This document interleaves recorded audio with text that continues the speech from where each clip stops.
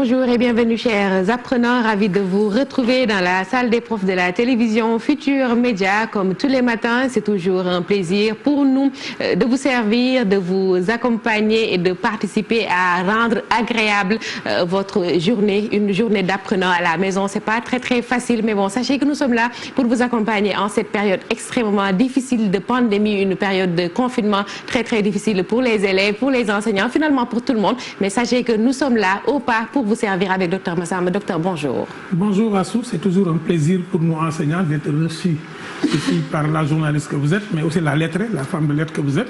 C'est aussi un plaisir aujourd'hui de dire bonjour à tous les parents, mais surtout de dire merci à tous les collègues, tous les enseignants, tous ceux qui se sont mobilisés, les syndicats. Exceptionnellement, j'ai appris ce matin que le QCM ça a fait preuve aussi de solidarité parce que le QCM s'est allé donner de l'argent à l'hôpital Fann pour appuyer la clinique. Je pense qu'au-delà de l'accompagnement qu'ils ont fait pour l'État, les enseignants sont en train de prouver qu'il n'y a pas plus citoyen qu'eux, qu'il n'y a pas plus patriote qu'eux.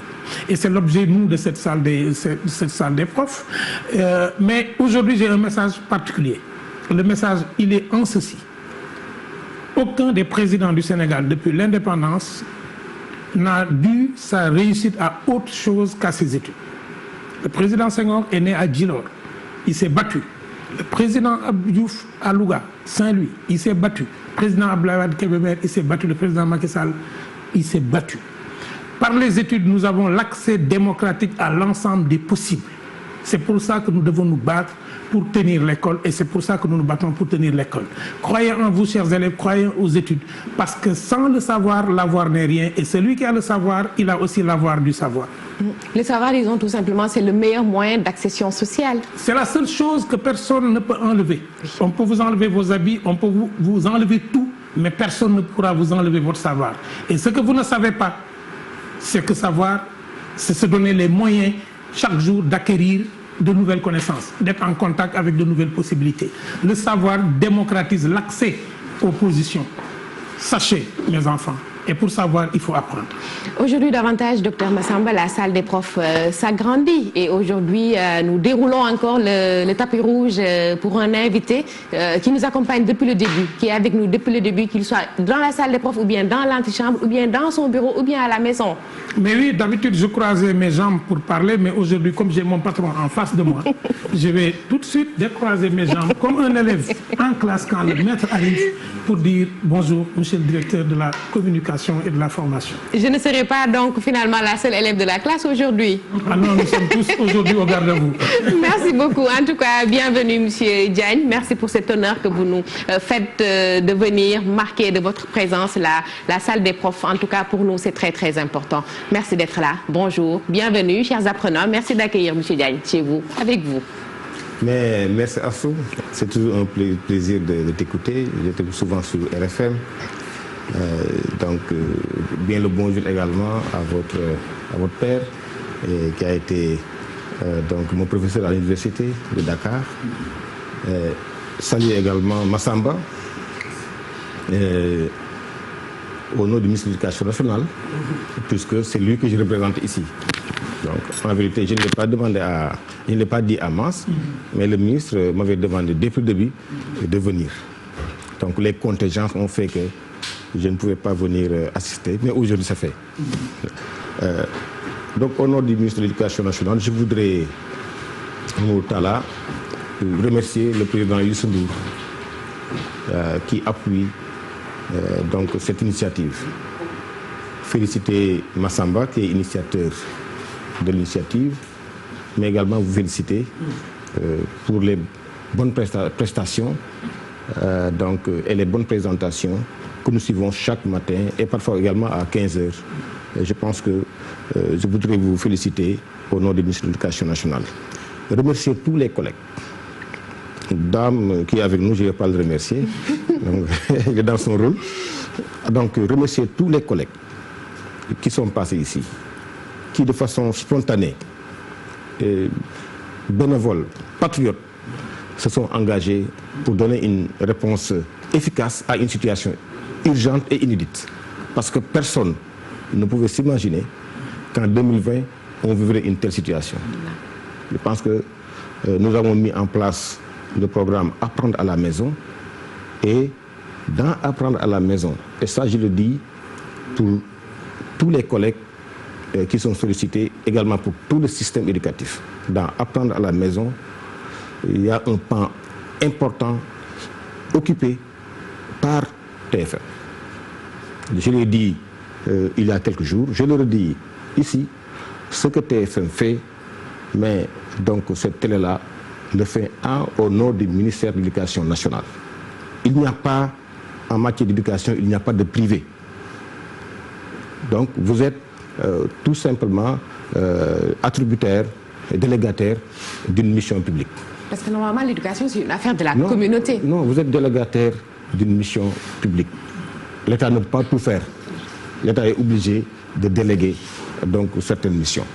Et véritablement, c'est pourquoi je tenais à venir aujourd'hui et dire à tous les parents maintenant de jouer le jeu.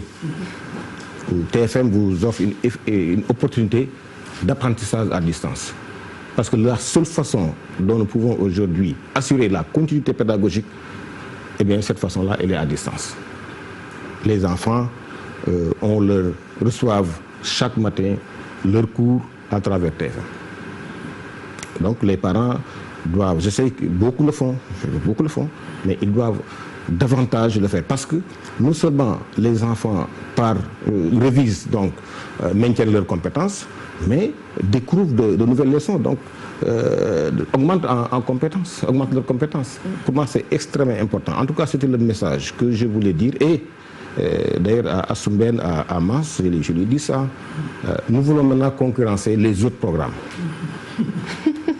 Au-delà, après, il y aura une après-pandémie. Oui.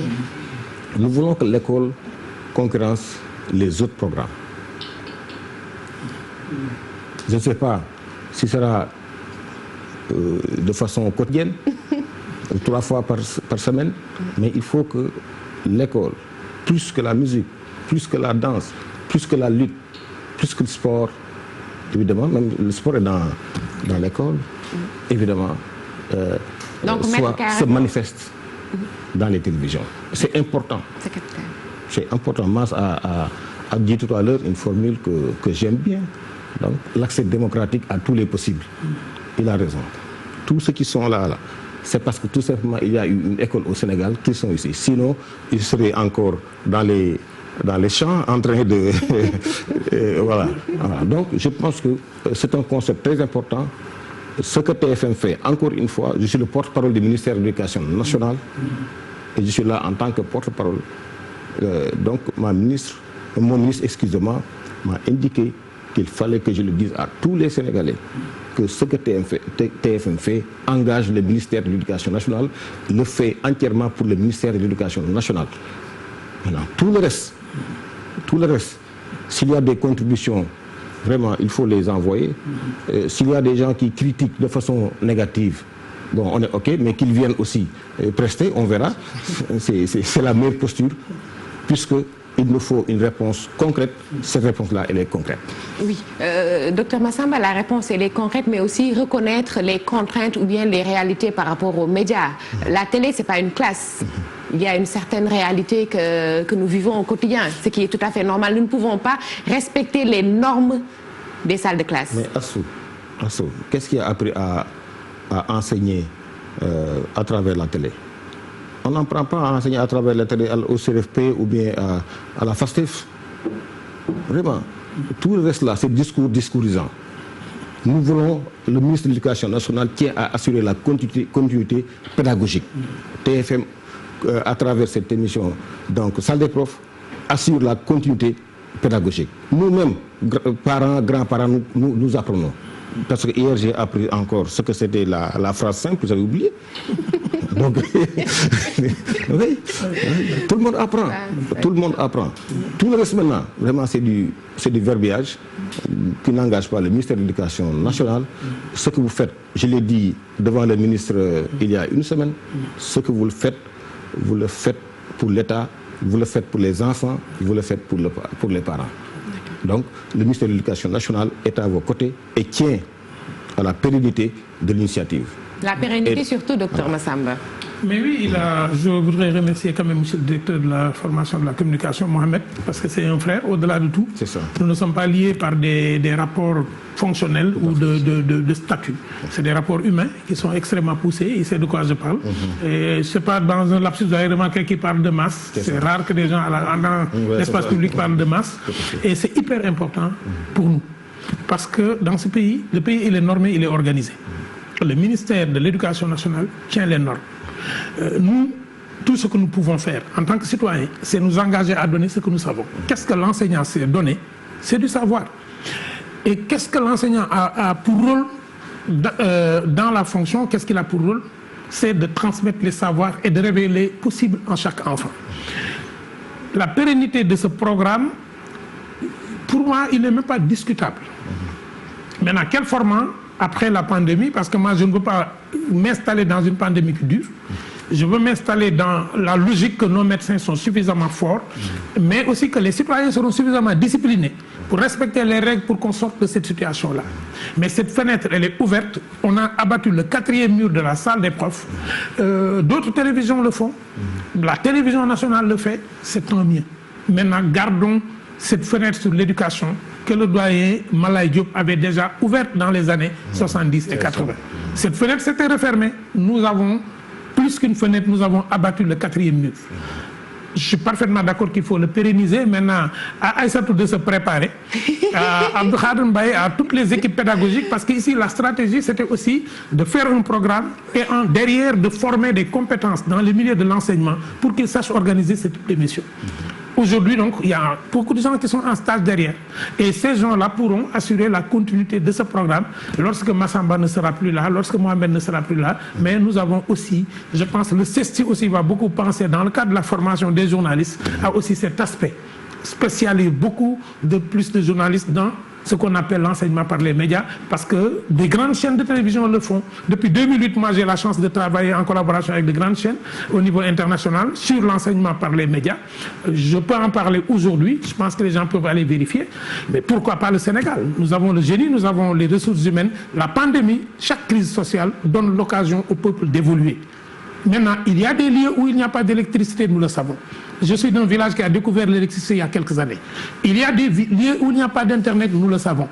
Le ministère en charge des télécoms prendra ça en charge, le ministère en charge de l'électricité prendra en charge, et le projet d'énergie solaire qui est en cours par l'État du Sénégal permettra aussi à ce que tous les foyers accèdent à l'électricité. Mais je sais qu'aux États-Unis, en France aussi, il y a encore des lieux qui n'ont pas accès à ce type aussi de prestige.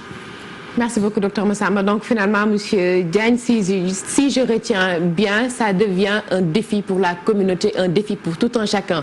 D'abord pour l'enseignant qui accepte de partager son savoir. D'abord, ensuite la télé qui suscite l'envie chez l'élève. Il y a aussi le relais que doivent prendre les parents, vous l'avez dit tantôt. Donc finalement, il faut un tout pour que la chaîne, pour que la mayonnaise prenne, si je peux parler ainsi.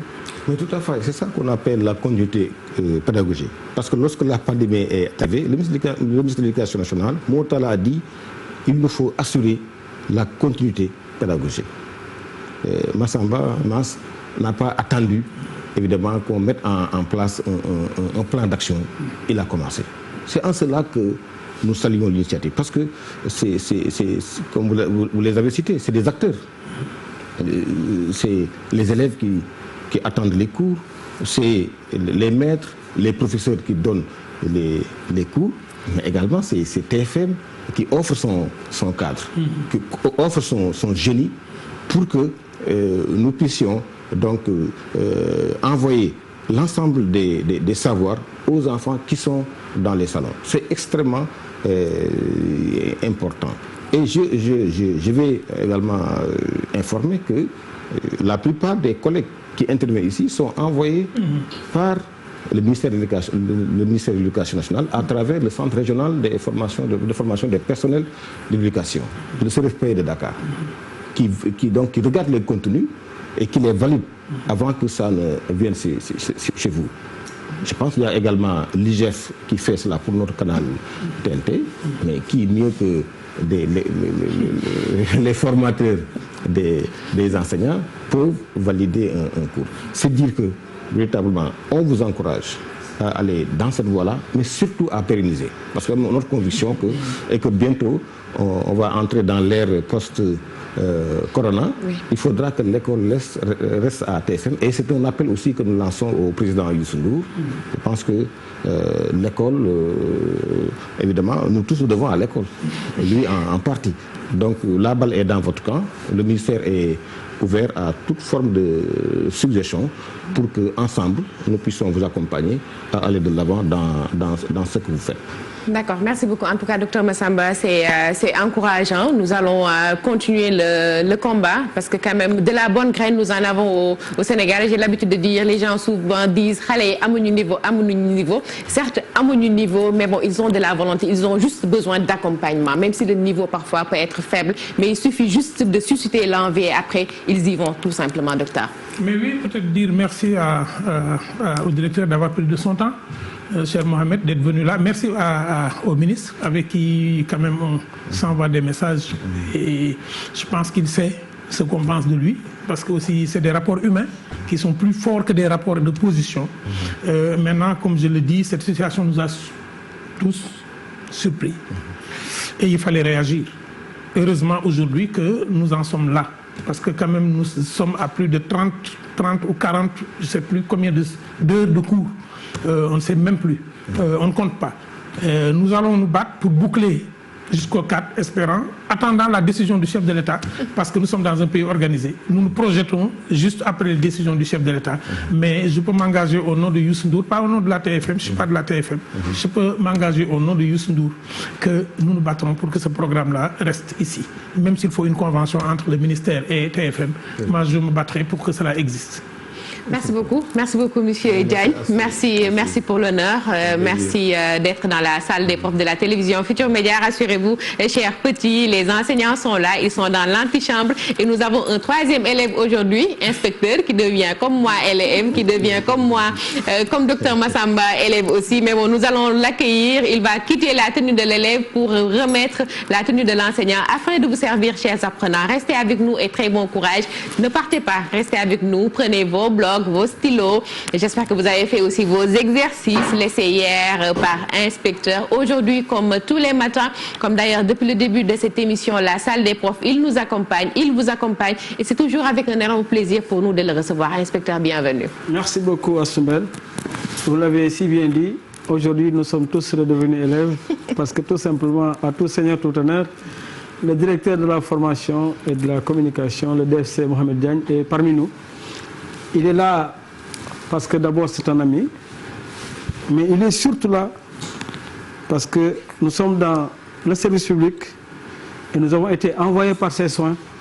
Et aujourd'hui, après avoir bien regardé comme vous à la maison, il est venu physiquement, après l'avoir fait moralement, rappelez-vous le portrait physique et le portrait moral. Aujourd'hui, il est là de façon physique pour voir ce que nous sommes en train de faire. Nous le remercions et à travers lui, le ministre de l'Éducation nationale, M. Mamadou Talla. Donc, nous avions dit que aujourd'hui nous allons aider les enfants du CM2 à pouvoir faire ce qu'on appelle des textes injonctifs. Textes injonctifs ou textes programmatifs, c'est selon. Et quand nous aurons fini de travailler avec ce texte, l'objectif de la leçon d'aujourd'hui, c'est de vous permettre de nous faire des textes sur comment se laver les mains, comment faire pour échapper à la pandémie, Inch'Allah. Et pour faire un texte pareil, c'est un texte injonctif. Donc on va se baser sur un texte qui est là. Nous allons travailler dessus. Et ce texte-là est un texte injonctif. Et je dédie ça à Dr Massamba. Je savais que M. Seck allait parler encore du riz et du djinn. Voilà. C'est bien. Donc le texte injonctif ou les textes injonctifs, vous le savez, c'est des recettes, des notices, des recettes pour guides touristiques, etc., etc. Et aujourd'hui, on va travailler autour de ce texte. Les textes programmatifs sont des consignes, des règles de jeu, des recettes, des notices. Donc le texte programmatif invite à agir. Le texte s'appelle le Tchéboudian. C'est le titre. Au milieu, vous pouvez l'encadrer ou mettre ça en gras. Vous avez la durée de la préparation, vous avez 30 minutes, cuisson 1h35 minutes. Et ce que vous avez là, cette première partie, c'est ce qu'on va appeler ce qu'il faut. Dans un texte injonctif, il y a d'abord ce qu'on appelle ce qu'il faut, pour ne pas dire le matériel, pour ne pas trop augmenter. Disons tout simplement ce qu'il faut. Si on voulait apprendre comment construire la palissade, les lattes, le fil de fer, les bâtons, etc., vous pourrez, en tant qu'habitant de mon village Ndiaganiao, produire un texte pour que le Thiessois qui est DFC puisse, à partir de votre texte, construire une palissade à l'enclos de la maison. Donc ici, vous avez 2 gousses d'ail, je pense que vous avez fini de lire ça, une feuille de laurier, un petit bouquet de persil, un petit piment, 500 g de poisson frais, 30 g de poisson, 4 cuillères d'huile, un oignon ordinaire, une cuillerée concentrée de tomates, 2 carottes, 2 aubergines, 3 diakhouta, disons tomates amères, si on peut se permettre la traduction, 3 tomates amères, un petit chou vert, un navet, un quart de chou, rave, 100 g de poivron, 500 g de riz, sel, poivre, etc. C'est à titre indicatif. Parce que les Djawen me diront que amul gadji ou bien amul, je ne sais pas. C'est à titre indicatif. Donc, regardez les verbes. Le premier verbe, est-ce qu'il est conjugué? Mamdiara? Non, non, non. Fatima, il n'est pas conjugué. Il est à l'infinitif. Donc, piler ensemble l'ail, le laurier, le persil, le piment, salé, poivré. Qu'est-ce que vous remarquez ici? Le verbe, il est à l'infinitif et il y a les virgules. Donc, la ponctuation, elle est importante. Deuxième verbe, à l'infinitif. Nettoyer le poisson. Le verbe qui suit, infinitif. Le piquer en 3 ou 4 endroits et introduire, infinitif, dans les trous, la farce préparée. Faire chauffer l'huile dans une cocotte et ajouter l'oignon émincé. Faire, vous avez vu, infinitif. Ajouter, infinitif. Saler, poivrer, laisser cuire 1 heure. Ajouter alors le poisson, infinitif. Jeter le riz, laver, servir le riz, etc. etc. L'objectif ici n'est pas de vous aider à préparer le tchéboudian. D'ailleurs, je ne sais même pas comment le faire. Deuxième chose, c'est est-ce que tu as respecté la chronologie? Parce que si tu veux aider quelqu'un à faire une chose, si de façon chronologique, qu'est-ce que cela veut dire? Il y a ceci qui vient avant cela. C'est-à-dire on ne peut pas, en préparant le tchéboudian, commencer par dire laisser cuire 10 à 15 minutes. Alors qu'il n'y a encore rien à cuire. C'est la même chose aussi quand vous serez dans votre texte pour faire la palissade ou bien dans un texte pour faire le filtre. Et aussi, il est important, si vous pouvez le faire, d'accompagner ça avec des dessins. C'est-à-dire, quand vous êtes un bon dessinateur, vous pourrez mettre la marmite et faire aussi un petit dessin où vous avez la carotte et les autres ingrédients qui vont être à l'intérieur. Donc,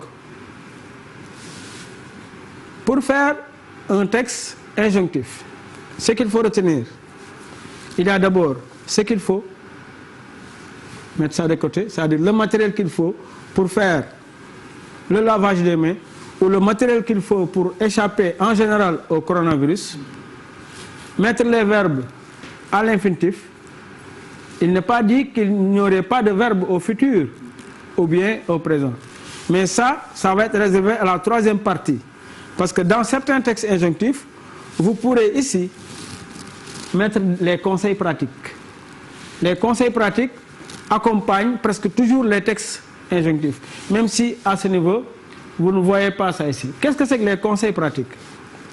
Vous pourrez ici dire, arriver à une préparation au bout de 10 minutes après avoir mis le poisson, diminuer le gaz ou bien cuire à petit feu. Ce que mes parents guéens savent bien et qu'ils appellent baral. Ce mot-là, je l'ai pris à Dr Massamba. Vous me disiez que c'est balaner, nous baral. D'accord? Ça, ce sont les conseils pratiques. D'accord? Vous pourrez aussi mettre, diminuer le sel ou ne pas mettre trop de piment. Ou bien quand vous êtes avec le riz, brisure 100%, diminuez l'eau parce que sinon, etc., etc. Ça, ce sont les conseils pratiques. Donc, récapitulons.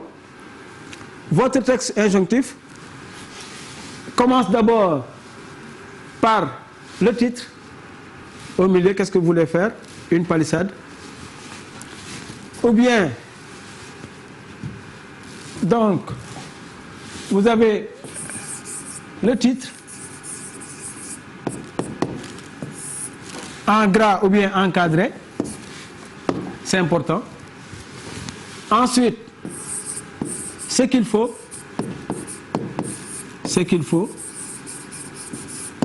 Comprenez par ce qu'il faut, oui, Abdou?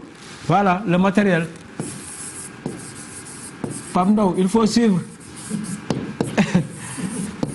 Tu ne suis pas. Ce qu'il faut. Répète.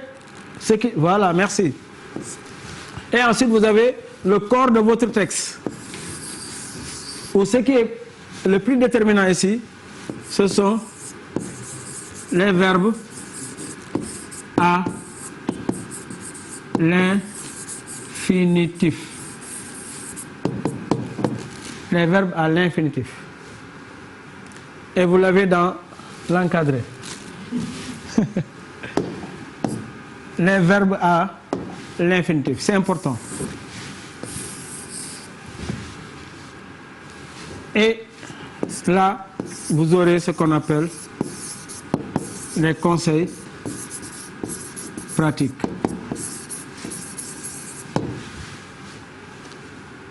C'est bon? Mais surtout, n'oubliez pas ce qu'on appelle, oui, Matarguey, la ponctuation. La ponctuation. C'est fondamental dans le texte injonctif argumentatif. Pour exemple, pourquoi la ponctuation est fondamentale à ce niveau? Quand je dis, par exemple, tu es pas laissé passer. Je reprends la même phrase. Tu es pas laissé passer. D'accord?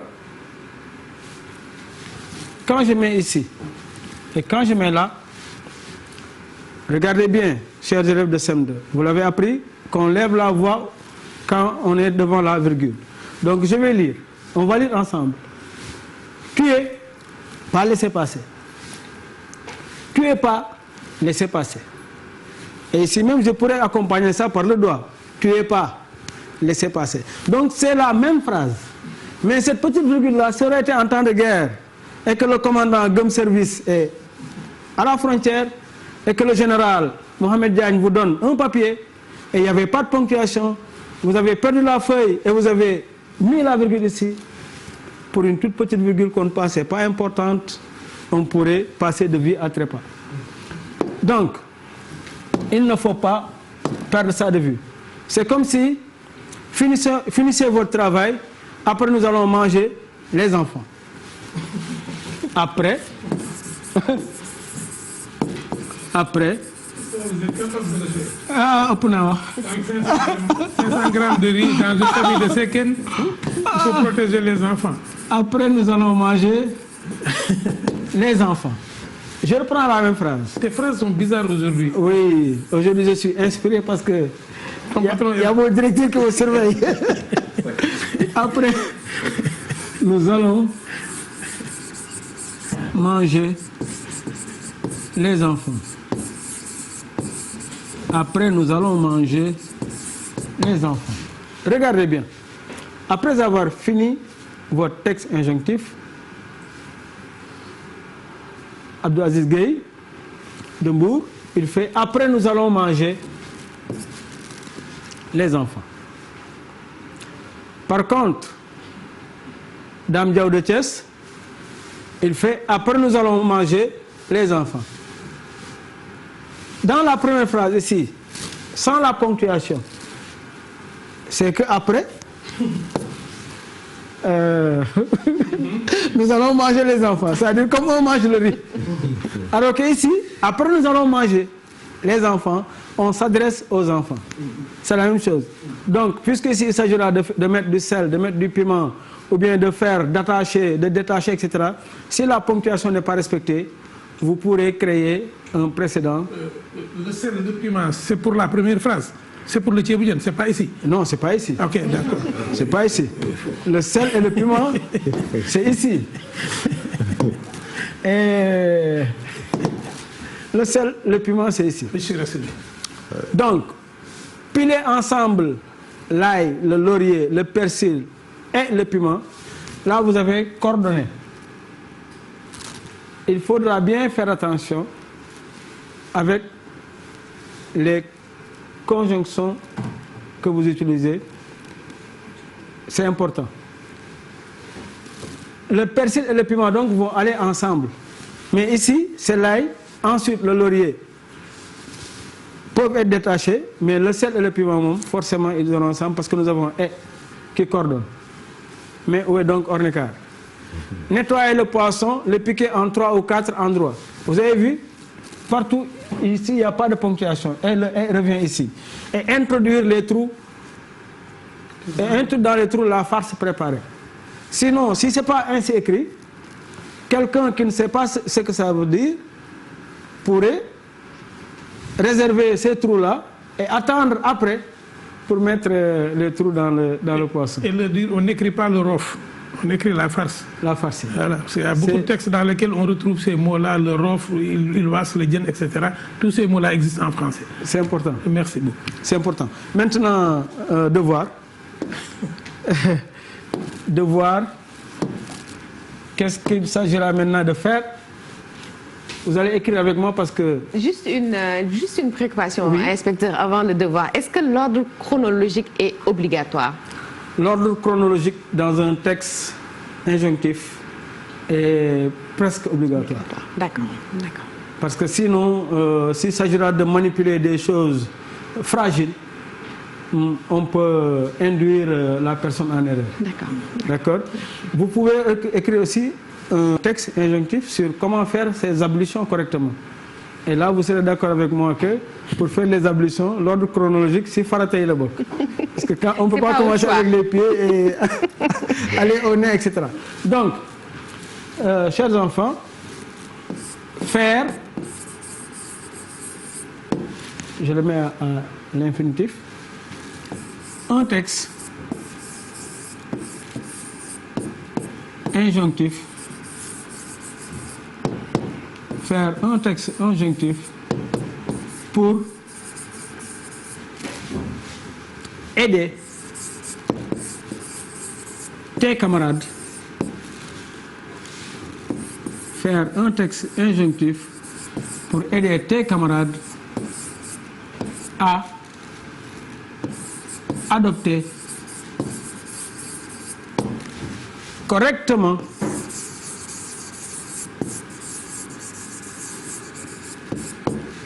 les gestes barrières ou réflexes depuis un certain temps. D'accord? Entre parenthèses, comment se laver les mains. Et pour ça, quand vous aurez revu la vidéo du président Macky Sall, quand vous l'aurez écouté parler, vous pourrez à partir de ce qu'il dit, me faire un bon texte sur comment laver les mains. Comment se laver les mains. Il y a aussi un autre que Bouboundour a fait. Vous pourrez aussi l'écouter. Qui dit, tu as vu, man, toujours mis en poche. Tout ça aussi, vous pourrez le faire et me faire un bon texte injonctif ou programmatif. Voilà pour ce qui est aujourd'hui. Et on annonce aux élèves du CP que demain, en venant dans le salon pour regarder la télé, venez au minimum avec 50 capsules. La télé. Demain, Pour regarder la télé. en venant pour regarder la télé, venez dans le salon ou dans la chambre de maman avec au minimum 50 bâtonnets. Ceux qui n'en ont pas, venez avec 50 cailloux. Ceux qui n'en ont pas, venez avec 50 capsules. D'accord? Au minimum. Parce qu'on va devoir manipuler avec vous. Je vais parler, vous allez manipuler là-bas. Et ce sera une interaction décalée, certes, mais elle sera interactive car les parents vont, un temps soit peu, me suppléer là-bas auprès de vous. Voilà. Merci beaucoup, inspecteur. Merci pour ce cours, cette présentation autour du texte injonctif. Donc, si je retiens bien les grandes lignes, c'est qu'il faut d'abord veiller à ce qu'il faut, le matériel si vous préférez, veiller aussi aux verbes qui sont à l'infinitif, à la ponctuation et aussi les conseils pratiques. C'est ça, les grandes lignes à retenir? Comme avait dit l'autre professeur dont j'ai perdu le nom, c'est une bonne élève. Non, loin de là. J'essaie juste de récapituler. Et je ne peux récapituler que pour les tout petits. Quand nous allons au collège, dans les lycées, je perds mes moyens. Bien récapitulé. Merci beaucoup, inspecteur.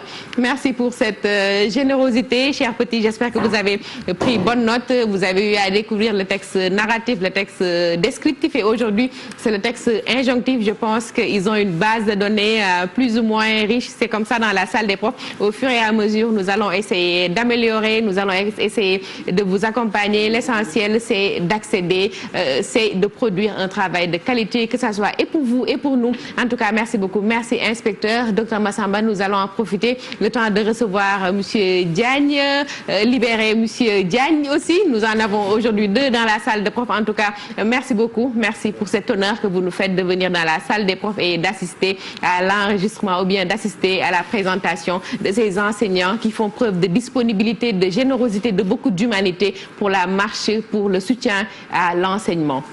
Autrement. Merci encore. Et bravo, tonton inspecteur d'âme. Merci beaucoup. Merci beaucoup. Voilà, nous recevrons un autre Diagne dans la salle des profs de la télévision Futur Média. Diagne que vous connaissez très bien désormais dans la salle des profs. Il était là la dernière fois et nous avions vu avec lui le rythme ternaire, le rythme binaire dans la versification. Et aujourd'hui encore, nous le recevons toujours avec le même plaisir. Merci beaucoup. Merci d'être là. Merci Asmène. Merci Docteur Massamba. Alors je vous remercie donc de cette deuxième présentation. Nous allons très rapidement continuer donc l'entreprise qui avait été déjà faite la dernière fois. Alors avant qu'on entre dans le vif du sujet, nous allons faire un petit rappel sur ce qui avait été fait la dernière fois. On avait parlé juste de quoi? Juste de ce qu'on avait appelé la règle de l'accentuation. Donc bien avant donc qu'on ne démarre le geste barrière. Donc, on va essayer donc de nous laver un tout petit peu les mains parce que coronavirus exige. Tout à fait. Tout Donc, à fait, à nous d'essayer de nous et voilà, c'est fait. Nous allons essayer donc de passer en revue donc ce qui avait été déjà installé la dernière fois. Il s'agissait de la règle de l'accentuation. Qui peut me rappeler ce que nous avions dit la dernière fois? Juste, Issa. Alors, un mot prend un accent tonique où exactement? Donc, sur sa dernière syllabe,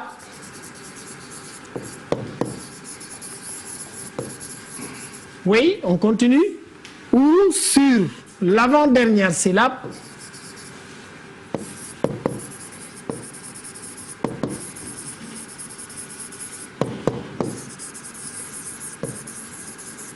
avec aussi un si, oui, si la dernière syllabe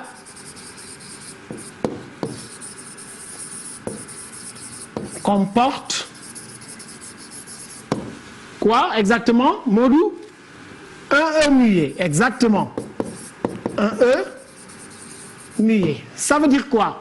Ça signifie tout simplement que quand vous avez un mot à accentuer, on a à regarder la dernière syllabe. Si la dernière syllabe de ce mot est sonore, alors on met l'accent tonique sur cette dernière syllabe. Si la dernière syllabe est muette, on recule sur l'avant-dernière syllabe pour mettre l'accent tonique matérialisé en une barre oblique. Un exemple donc pour passer. Alors on donne un mot place. Place, c'est avec 2 syllabes. Place. La dernière syllabe, c'est une syllabe qui est muette. Donc, on n'a pas le droit de mettre l'accent tonique sur cette dernière syllabe muette. Donc, nous allons la placer, l'accent, nous allons le placer sur l'avant-dernière syllabe. Et nous avons un mot qui est tout à fait accentué. Donc, c'est bien. Allez, toujours dans la règle, nous avons la dernière partie qui nous disait quoi, Fatou? Dans un groupe nominal ou un groupe verbal, le mot le plus important, oui, porte l'accent de groupe. Alors, on prend un groupe nominal, à la plage. Alors, c'est un groupe nominal composé de quoi? D'une préposition, d'un déterminant et d'un nom. Alors, le mot le plus important, c'est le mot plage. Quand on regarde plage, sa dernière syllabe, c'est une syllabe muette. Donc, l'accent sera placé sur la syllabe plat et c'est l'accent de tout le groupe. Donc, c'est réglé avec le groupe nominal. Un groupe verbal, elle est partie. Nous avons un groupe nominal ici. Alors, un sujet, un auxiliaire, plus un participe passé. Quel est le mot le plus important? Partie. Alors, dernière syllabe de partie, c'est ti. C'est une syllabe qui est sonore, malgré la présence donc de ce E, pour des raisons tout simplement donc d'accord. La dernière syllabe, elle est sonore, donc rien ne nous empêche de mettre l'accent tonique donc sur ça, et nous avons l'accentuation donc de tout le groupe. C'est ce qu'on s'était dit la dernière fois. Et juste après, on avait continué pour faire le descriptif sur quoi? Sur le tétramètre. Sur le tétramètre. Quel était le descriptif? Alors, le tétramètre, on avait dit que c'est un alexandrin qui compte 4 accents.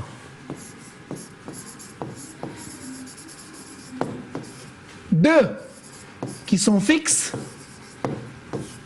localisés sur la 6e et la 12e syllabe, et 2 qui sont mobiles. C'était ça la description. On continue en disant que chaque accent est suivi d'une coupe. Chaque accent est suivi d'une coupe. Alors cette coupe, elle est matérialisée comment? En une barre oblique pour les coupes ordinaires et en une double barre pour la coupe centrale et qui avait été appelée la césure. Et c'est cette césure donc qui divisait le vers en 2 hémistiches. Et là, c'est là où on s'était arrêté la dernière fois. Maintenant, nous allons appliquer. Prenons un vers à partir de ce tableau que nous avons devant nous.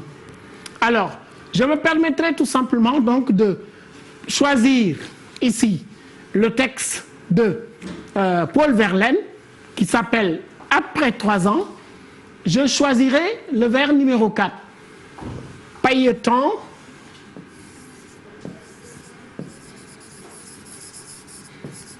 chaque fleur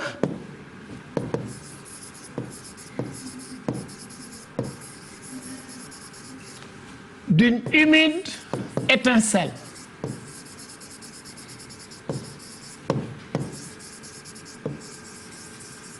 Alors, si on a un vers que nous devons étudier, accentuer, puis déterminer son rythme, alors il y a des tâches à respecter.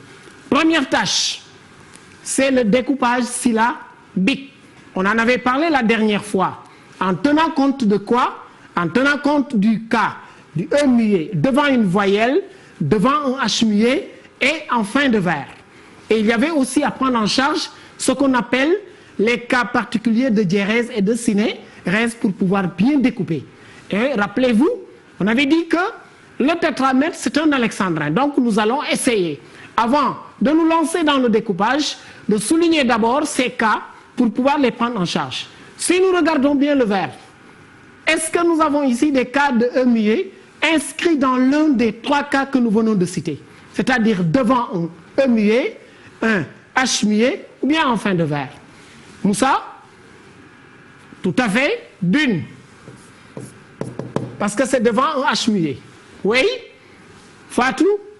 Humide. Oui? Devant une voyelle. Et est-ce que ça reste encore? Oui. Étincelle, parce que c'est en fin de vers. Alors, on va essayer de les prendre en charge.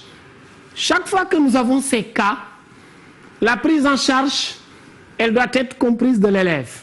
En quoi faisant? Chaque fois que nous avons un cas de E muet, devant un H muet, une voyelle, et en fin de vers, qu'est-ce que nous devons faire? Quel est le sort de cette syllabe qui contient le E muet? Alors, le sort de cette syllabe, il contient le E muet, c'est soit de la rattacher à la syllabe précédente ou bien de la rattacher à la syllabe suivante. Quelle que soit l'option, le découpage est tout à fait correct. Alors, nous allons procéder ainsi. Alors, nous allons essayer de découper. Pailleton, chaque fleur. Alors, on va choisir, avec ce vers, de rattacher les syllabes muettes aux syllabes qui précèdent. Ne. Alors, on choisira donc de passer ici, là, la barre, U, mi, des, tin, celle. Et nous allons compter pour voir si nous avons 12 syllabes. 1, 2, 3, 4, 5, 6, 7, 8, 9, 10, 11 et 12 syllabes. Alors notre première tâche est accomplie. Deuxième tâche, nous allons maintenant placer les accents. Combien d'accents avions-nous prévu? 4. 2 qui sont fixes. On connaît déjà leur place. Les 2 premiers accents sont à la 6e et à la 12e syllabe. Donc, accent tonique sur la 6e, accent tonique sur la 12e. Alors, qu'est-ce qui nous reste maintenant? 2 accents à placer. On cherche maintenant les mots ou groupes de mots qui restent. Le groupe, chaque fleur a été déjà accentué. Alors, le groupe étincelle a été déjà accentué. Qu'est-ce qui nous reste maintenant dans le vers? C'est pailleton et dune humide. Nous allons maintenant placer les accents mobiles. Pailleton, c'est un mot pris individuellement. Dernière syllabe, syllabe sonore. Donc, l'accent, c'est sur la dernière syllabe. Dune humide.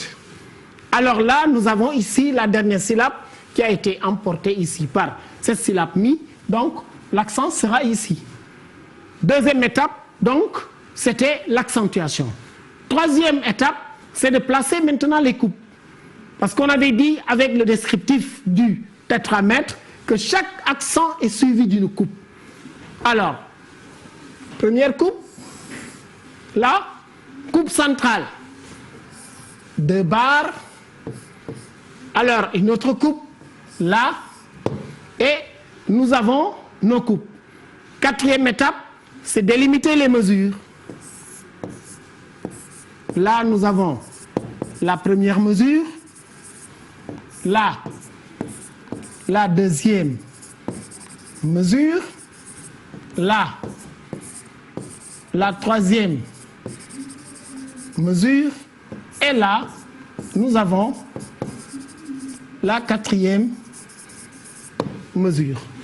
Il nous reste maintenant, alors, la dernière tâche, et nous avions dit que cette césure qui est là, divisait le vers en 2 hémistiches.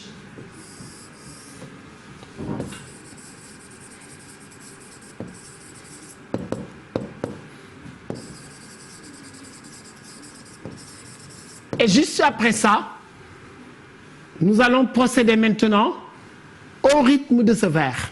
Et on mettra rythme, 2 points. Dans chaque mesure, nous allons compter le nombre de syllabes que nous avons obtenues. 1, 2, 3. Et on matérialise la coupe. 1, 2, 3, On matérialise la césure. 1, 2, 3. La coupe, une nouvelle fois. Et 1, 2, 3. Et nous avons ici un rythme qui est 3, 3, 3, 3. Conclusion, on dira que nous avons un rythme binaire régulier. Alors, ce qu'il y a lieu de préciser, nous n'avons pas que cette seule conclusion de rythme avec le tétramètre. On peut en trouver d'autres. Alors, le temps ne le permettant pas, nous allons essayer donc de les citer très rapidement pour que, après avoir fini d'étudier votre vers, alors vous allez voir exactement le rythme correspondant à ce que vous allez trouver. Alors, ce qui va nous mener où? Les types de rythmes. Alors, pour le rythme régulier, c'est 3, 3, 3. Un rythme irrégulier.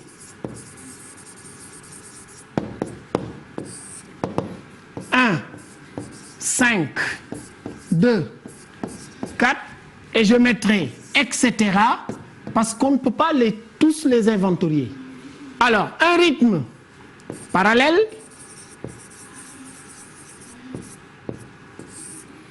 c'est quand nous avons 2, 4, 2, 4, ou bien 4, 2, 4, 2, ou bien 1, 5, 1, 5, ou bien 5, 1, 5, 1.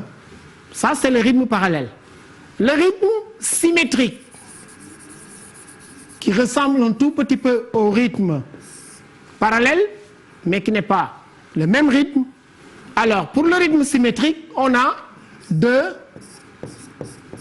4, 4, 2, 4, 2, 2, 4, ou bien 1, 5, 5, 1, ou bien 5, 1, 1, 5, pour le rythme symétrique.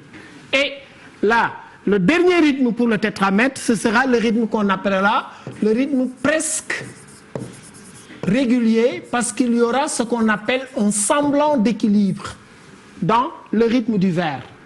Alors, ce rythme presque régulier, c'est quoi? C'est quand nous avons 3, 3, 2, 4, ou bien 3, 3, 4, 2, ou bien 2, 4, 3, 3, ou bien 4, 2, 3, 3.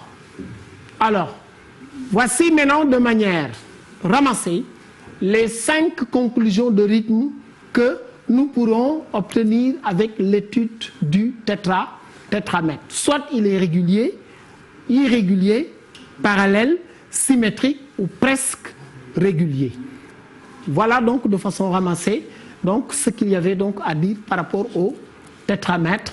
Alors, nous reviendrons peut-être la prochaine fois sur le trimètre qui va demander aussi une étude. Les Césaires, les Damas et autres, alors eux, ils ne produisent pas ça parce que là-bas, ils sont libres de faire ce qu'il y a lieu de faire dans la poésie. Mais l'importance donc du rythme dans la poésie, le rythme, il est porteur de sens. C'est surtout quand nous faisons par exemple des exploitations textuelles qu'on pourra les utiliser. Si on avait par exemple entamé ici l'étude du rythme ternaire, vous verrez que le sens y est. Si vous prenez par exemple un vers de Corneille, au rage, au désespoir, aux vieillesses ennemies, vous faites l'étude de ce rythme, vous allez tomber sur un rythme qui est croissant. Et pourquoi? Parce que tout simplement, il faut mêler le rythme au sens de ce vers. Qui l'a prononcé? C'est quelqu'un qui est là et qui a voulu tout simplement montrer que jadis, il avait des possibilités de faire, mais actuellement, la vieillesse qui était là, donc une vieillesse qui est devenue presque une ennemie, et vous voyez donc le rythme va croître. Donc le rythme, il n'est pas fait comme ça pour le faire, mais c'est fait avec le sens tout simplement donc, du texte qui a été étudié. D'accord. Donc voilà. Le rythme s'adapte. S'adapte tout à fait. Parfaitement. Merci beaucoup. Merci beaucoup. C'est un plaisir. Ok. Docteur Massamba, nous avons été bercés au rythme du texte de Paul Verlaine et aussi au rythme du cours de M. Mamadou Diagne, qui revient pour la deuxième fois dans la salle des profs. Mais oui, je pense qu'il n'y a pas beaucoup de commentaires à dire. Ce qu'il a présenté est juste monumental.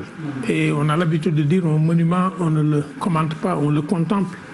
Moi, je reste contemplatif derrière la qualité de ce qu'il a fait et rassuré que la génération qui vient juste après nous, c'est leur génération soit plus forte que nous. Et ça nous rassure parce qu'ils seront légataires de la formation de nos enfants. Donc je prie pour lui et je lui souhaite le meilleur. C'est une génération très talentueuse. Je pense que les autres sont derrière, ils vont arriver. Prépare-toi Astou parce que ce cours-là, comme l'a dit le DFC, préparez-vous. Vous vous rendez compte que c'est lisible, c'est mathématique, c'est équilibré, c'est chimique, c'est calculé. Donc comment est-ce qu'un élève devant ce cours-là peut ne pas venir à l'école? C'est impossible. C'est impossible. Si tous les professeurs ont cette passion, tous les élèves le matin auront envie d'aller à l'école et félicitations. Bravo. En tout cas, moi, personnellement, ça me donne envie de revoir les cours, de revoir les livres, de vous revoir les textes. C'est passionnant. Merci beaucoup, M. Diagne. Merci pour tout. Maintenant, nous allons accueillir un autre enseignant, M. Ndao. Il est dans l'antichambre de la salle des profs, mais d'un moment à l'autre, il sera avec nous sur ce plateau de la télévision Futur Média. M. Ndao, c'est bon, vous pouvez venir, vous pouvez vous installer. Vous prenez le relais après l'inspecteur, après M. Diagne, autour de la versification. Juste préciser que vous êtes professeur d'électrotechnique, c'est bien ça, docteur Massamba? Je pense que c'est bien noté. Merci beaucoup. Merci d'être là. Oui, il est professeur d'électrotechnique, mais il n'est pas que ça. Il n'est pas que ça. Aujourd'hui, nous avons la salle des profs reçoit des visiteurs qui ont l'habitude aussi d'y mettre les pieds parce qu'il est aussi proviseur. Ah, très bien. Je pense qu'il va se présenter lui-même et quand il va se retourner, je l'avais dit un jour, moi j'ai envie que les chefs d'établissement, spécialistes de leur discipline, viennent aussi encourager les collègues. J'ai envie aussi que, j'ai dit, les ministres enseignants, les préfets, sous-préfets enseignants, tous qu'ils viennent. Voilà, donc le ministre Tala qui est formateur aussi et qui a passé toute sa vie en France à accompagner les femmes dans certains quartiers, viennent. Comme je pense que mon ami Marité Ounian aussi doit se préparer, monsieur le ministre, préparez-vous. Donc comme tous les autres qui sont avec nous. Je pense que là, on a monsieur le proviseur qui est en train d'écrire. Et merci beaucoup. Il nous a envoyé ce qu'il a formé et là, il est là pour partager. Voilà, merci pour cet élan de solidarité. Merci en tout cas, nous le disons souvent, pour cette disponibilité, pour la générosité. C'est important, mais aussi ils font preuve de beaucoup d'humanité. Ils acceptent de venir dans la salle des profs, de venir partager avec certes les apprenants, mais d'abord les enfants. Monsieur le proviseur, mille merci. Respect, honneur à vous. Merci infiniment. Je n'ai pas tendu la main à mon ami Mas en venant. C'était le premier geste, même si on est très familier. Ensuite, j'ai mis mon masque et maintenant je me lave les mains. Voilà. Alors, chers élèves, nous allons voir le moteur asynchrone triphasé, qui est le moteur de base de l'industrie électrique, qui revient très souvent au bac. Il constitue au moins un quart du programme. Alors nous allons le résumer et après vous proposer de compléter vos informations par la consultation d'ouvrages en électrotechnique. Alors nous allons tout d'abord voir son rôle, ensuite sa constitution, au grand 3 son principe de fonctionnement, au grand 4 le bilan énergétique et nous allons terminer au grand 5 par un essai à vide. Voilà. Donc pour étudier le rôle du moteur asynchrone triphasé, nous allons tout de suite convoquer le mot machine. Machine. Parce que le moteur asynchrone triphasé est une machine. Nous allons voir tout à l'heure quand est-ce qu'il faut lui donner l'appellation de moteur. Alors une machine c'est quoi? C'est un organe de transformation d'énergie. Tout organe de transformation d'énergie s'appelle machine. Maintenant, nous allons classer les machines en deux grands groupes d'abord.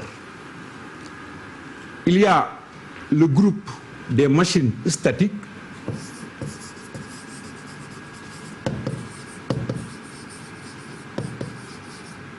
Machine statique. La machine est statique quand elle ne comporte aucune partie qui tourne. Tout est fixe. Voilà, maintenant il y a le groupe des machines tournantes.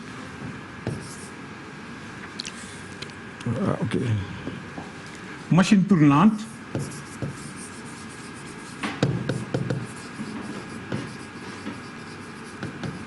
Une machine est tournante, si je peux me permettre le pléonasme, quand elle comporte une partie qui tourne.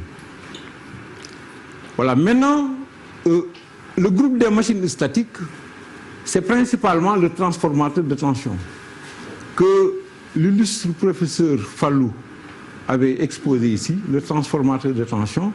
C'est une machine statique, mais qui a aussi une autre particularité, c'est que la forme d'énergie qu'elle reçoit à l'entrée est la même que la forme d'énergie qu'elle restitue à la sortie. Ça, c'est la particularité du transformateur de tension. La transformation porte sur la tension, comme son nom l'indique. Maintenant, le groupe des machines tournantes qui comporte une partie tournante va être encore divisé en deux sous-groupes. Je suis toujours en train d'expliquer le rôle du moteur asynchrone triphasé. Selon la forme d'énergie à l'entrée et celle à la sortie, les machines tournantes seront divisées en deux sous-groupes. Il y a le groupe des générateurs. Générateur. La machine s'appelle générateur lorsque elle transforme l'énergie mécanique en énergie électrique. Un générateur, donc, on le fait tourner et en ce moment, il donne de l'énergie électrique. Quand on fait tourner une machine, on est en train de lui fournir de l'énergie mécanique. Ça, c'est le groupe des générateurs. Maintenant, il y a le deuxième sous-groupe, le groupe des moteurs. Donc ici, c'est énergie mécanique, sortie énergie électrique. Le deuxième sous-groupe auquel appartient le moteur asynchrone triphasé est le groupe des moteurs. Le moteur fait l'inverse, il reçoit de l'énergie électrique et restitue de l'énergie mécanique. Un moteur donc, chers élèves, on le branche sur le secteur, on l'alimente et dès ce moment-là, il donne une énergie mécanique. Et cette énergie mécanique peut être utilisée pour déplacer des objets. Votre véhicule, par exemple, se déplace grâce à l'énergie mécanique. Mais lorsque le moteur tourne sans déplacer quelque chose, on dit que le moteur fonctionne à vide. Dès que le moteur déplace quelque chose, on dit que le moteur est chargé. Donc très rapidement, pour le rôle du moteur asynchrone triphasé, nous allons retenir simplement, c'était le grand 1, nous allons mentionner, pour aller vite, tout simplement, il transforme l'énergie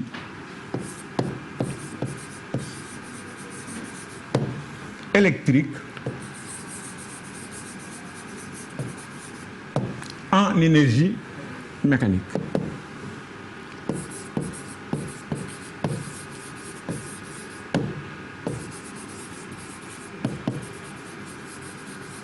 Voilà, donc le rôle du moteur asynchrone triphasé. Alors nous avons ajouté que c'est le moteur le plus utilisé dans l'industrie électrique. Et les raisons, on peut les donner. C'est d'abord un moteur qui est très simple, comparé aux autres machines de même puissance.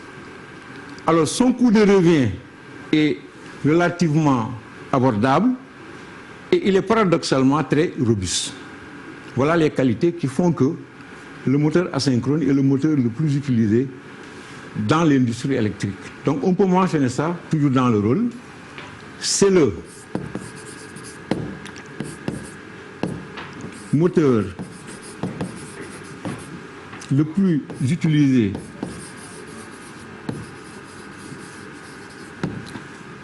dans l'industrie électrique parce que qu'il est simple,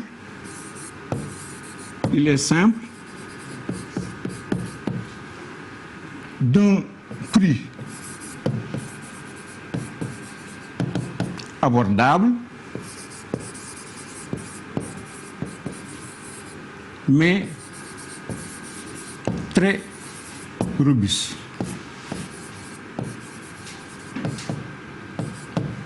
Voilà donc les qualités qui font que on utilise principalement le moteur asynchrone triphasé. Seulement, il a deux problèmes.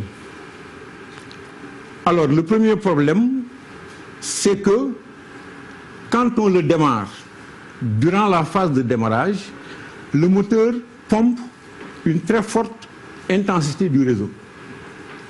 Mais là, nous n'allons pas nous appesantir sur ça, parce que c'est largement étudié dans le cours de schéma. Ça, c'est le premier problème du moteur asynchrone triphasé. Son deuxième problème, sur lequel nous allons nous attarder, par contre, parce qu'il va traverser toute l'étude, c'est que dès qu'on charge un moteur asynchrone triphasé, sa vitesse baisse légèrement.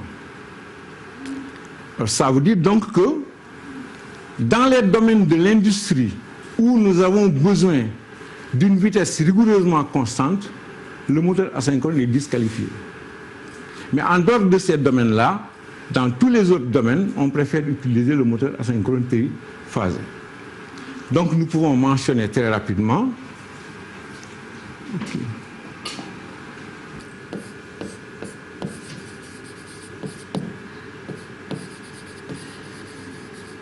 La constitution. Alors, toutes les machines tournantes ont la même constitution. Il y a toujours deux parties. Une partie fixe qu'on appelle stator et une partie mobile qu'on appelle rotor. Voilà. Donc, si vous voulez, on peut mettre qu'il comporte une partie fixe appelée stator et une partie mobile appelée rotor. Voilà. Maintenant, le principe de fonctionnement, on va le comprendre en donnant le rôle de chacune de ces deux parties. Alors, très rapidement, ça c'est incontournable. Il nous faut comprendre comment on obtient la rotation du rotor par l'organisation du stator en appelant de petits objets avec lesquels nous tous nous avons joué quand on était jeunes et qui attirent le fer, auquel on avait donné le nom acier, qui s'appelle aimant. Très bien. Alors maintenant, un aimant attire le fer parce qu'autour de lui, il développe un champ magnétique, ce qu'on appelle un champ magnétique. Alors, un champ magnétique peut être obtenu par un aimant, mais il peut être aussi obtenu en faisant passer à travers une bobine. Une bobine, c'est un fil avec des propriétés particulières. En faisant passer à travers une bobine un courant électrique.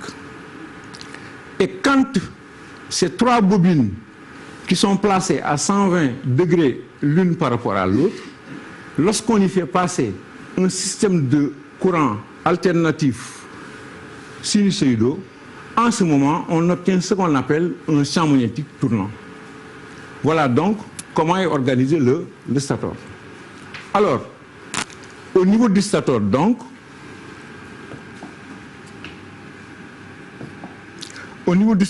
qu'est-ce que nous avons? Le cercle est là. Donc, on creuse ici des trous au niveau du cercle. Ces trous s'appellent des encoches. À l'intérieur des encoches, on met des conducteurs. Et ces conducteurs-là sont organisés en 3 enroulements identiques. Alors, ces enroulements identiques-là, lorsque elles seront traversées par les courants alternatifs sinusoïdaux, vont développer un champ magnétique tournant. Donc ici, on peut mentionner que le stator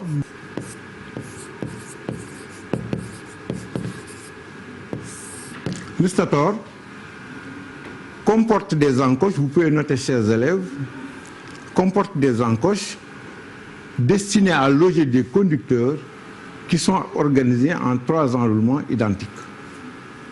Voilà. Maintenant, le rotor. Vous comprendrez que quand le champ magnétique est tournant, il pourra alors entraîner le rotor. Mais le rotor, avec la technologie utilisée, ne va pas tourner à la même vitesse que le champ statorique. Il va tourner un peu moins vite que le champ statorique. Alors donc, vous pouvez noter, chers élèves, deuxièmement, le rotor tournera, vous pouvez noter, à une vitesse légèrement inférieure à la vitesse du champ statorique. Et à ce niveau, il y a 2 technologies. Il y a ce qu'on appelle le rotor à cage, c'est-à-dire que tout est court-circuité. Et le rotor à bague, ou encore rotor bobiné, où il y a une possibilité de se brancher sur un circuit extérieur pour jouer sur les paramètres du moteur. Donc voilà, si vous voulez, pour la constitution, qui nous permet d'aller très rapidement vers le principe de fonctionnement que nous avons déjà pratiquement donné, principe de fonctionnement. Et là, nous allons vers des expressions importantes.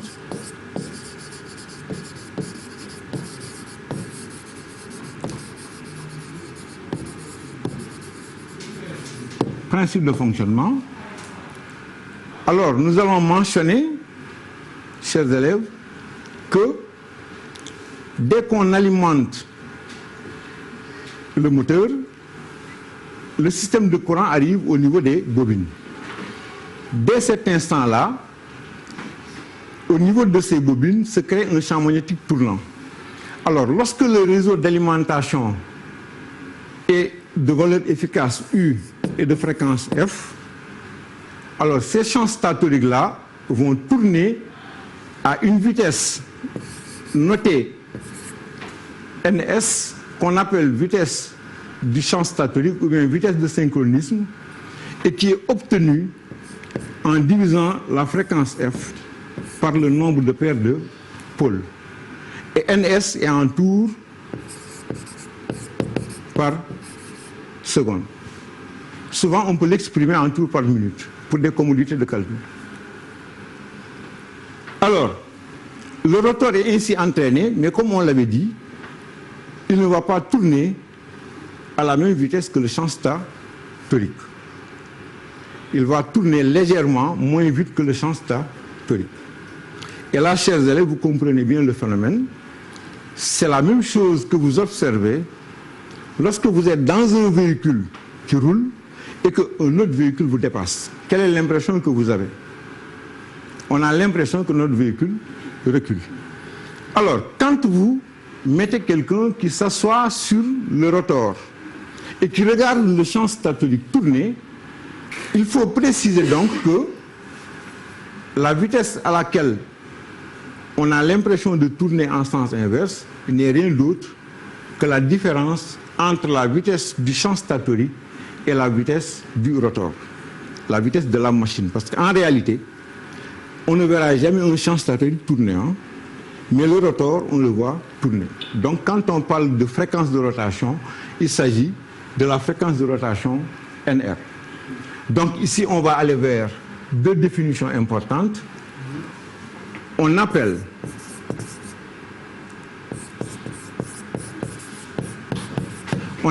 deux points NG. Ici, la différence entre NS et NR. NG s'appelle la vitesse du glissement. Parce que le fait que le rotor tourne moins vite que le stator amène à dire que le rotor glisse. Voilà, donc ici, on a NG égale NS moins NR. Maintenant, ces grandeurs gagnent toujours à être exprimées en pourcent de quelque chose, c'est-à-dire en valeur relative. Donc ici, on va exprimer NG en pourcent de NS. Et là, on introduit une donnée fondamentale qu'on appelle le glissement. Donc, ici, NG, c'est NS moins NR. Le glissement, on va le noter parce que c'est important. Glissement, qui est le rapport, et on note G, le glissement est noté G, et on note le rapport de NG à NS, histoire d'exprimer NG en pourcent de NS. Mais soit dit en passant, tout ce qu'on a dit sur les vitesses linéaires est valable pour les vitesses angulaires. Donc, tous les élèves savent depuis la classe de première que N s'obtient en divisant oméga par 2pi.